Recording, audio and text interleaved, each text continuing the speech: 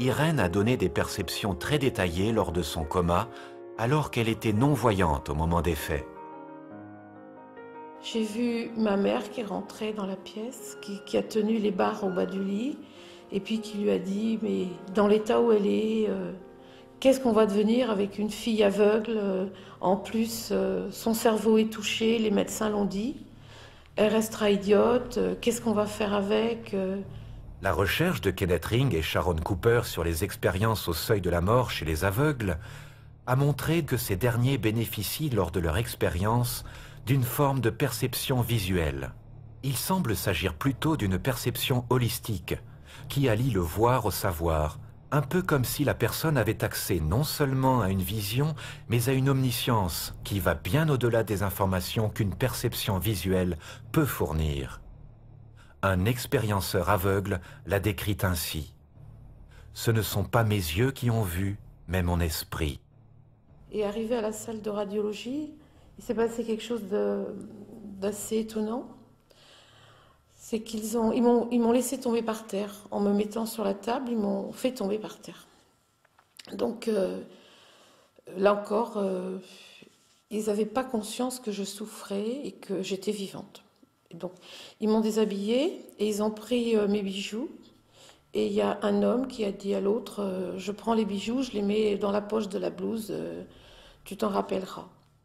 Raymond Moody écrivait dans son livre « La vie après la vie », « Si vous tenez à votre scepticisme, évitez ces gens-là. » Et après, je leur ai dit que je voudrais bien que les 2 personnes qui m'avaient emmenée à la radio me rapportent mes bijoux. Donc j'ai raconté ce qui s'était passé, qui m'avait fait tomber par terre, qu'ils avaient pris mes bijoux. Et j'ai dit, dans les 2, il y en a un qui est antillais, parce que je l'ai vu, j'ai vu qu'il avait la peau brune. Et là, ça crée un grand malaise dans l'hôpital. J'ai pu prendre contact avec l'ophtalmologiste qui la suit toujours, à distance de ses lésions, et qui m'a confirmé l'existence de lésions rétiniennes de l'iris, du cristallin, qui expliquaient une cécité totale d'un œil qui a duré des semaines et des semaines. Et quant à l'autre œil, les lésions étaient moins importantes, mais il est évident également qu'elle ne pouvait absolument pas voir avec. Quand j'ai parlé de ces bijoux, j'ai expliqué. Et donc le responsable de l'hôpital les a convoqués. Et ils ont récupéré les bijoux tout de suite, qui étaient bien dans la blouse d'un des 2, qui attendait que je meure, quoi. Le cas des aveugles démontre clairement que l'EMI se produit dans un état modifié de conscience, que la conscience est momentanément délocalisée.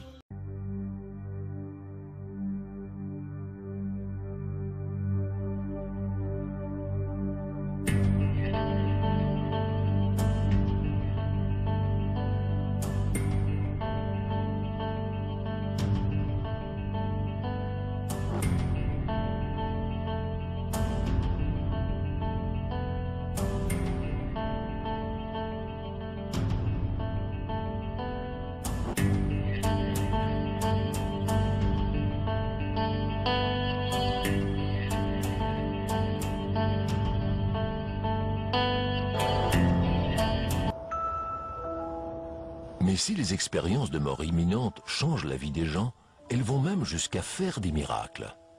Parmi les plus extraordinaires d'entre eux, on peut citer des exemples d'aveugles qui recouvrent subitement la vue. Vicky Noratuk est aveugle de naissance.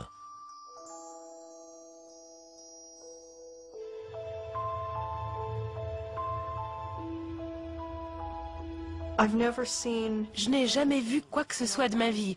Pas de lumière, pas même une ombre, rien. On me demande souvent si je vois tout en noir, mais non, je ne vois rien en noir. Je ne vois rien, un point c'est tout. Et quand je rêve, je n'ai aucune sensation visuelle. Ce ne sont que des goûts, des odeurs, des sons et le toucher qui interviennent, mais aucune impression visuelle. Alors âgée de tout juste 20 ans, Vicky est victime d'un terrible accident de voiture. Je me suis réveillée à l'hôpital Harborview et je pouvais voir tout ce qu'il se passait.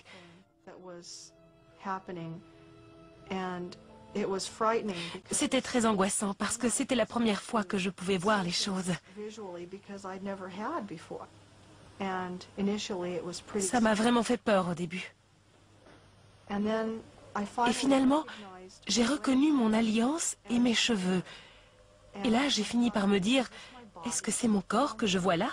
Est-ce que je suis morte?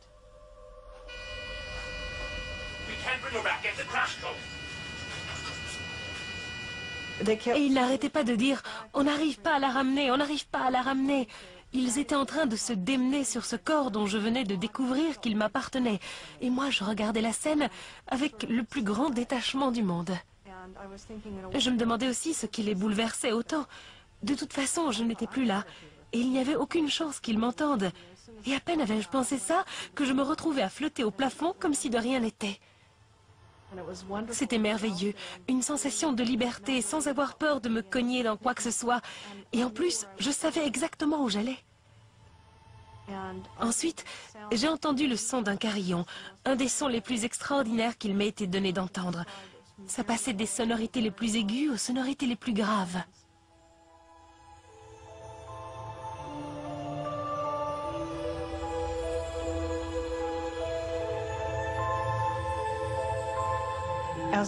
Et plus je me rapprochais de ce son, plus je découvrais des choses, des arbres, des oiseaux et des formes humaines aussi, mais faites de lumière.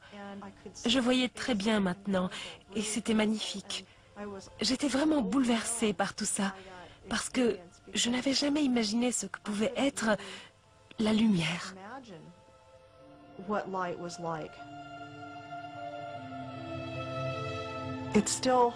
Je suis toujours aussi émue en repensant à tout ça. Parce que là-bas, tout ce que je voulais savoir se matérialisait. Et ça ne pouvait se produire que là-bas. Finalement, on m'a ramenée dans mon corps et je n'ai jamais eu aussi mal de ma vie. Je me souviens m'être sentie horriblement mal.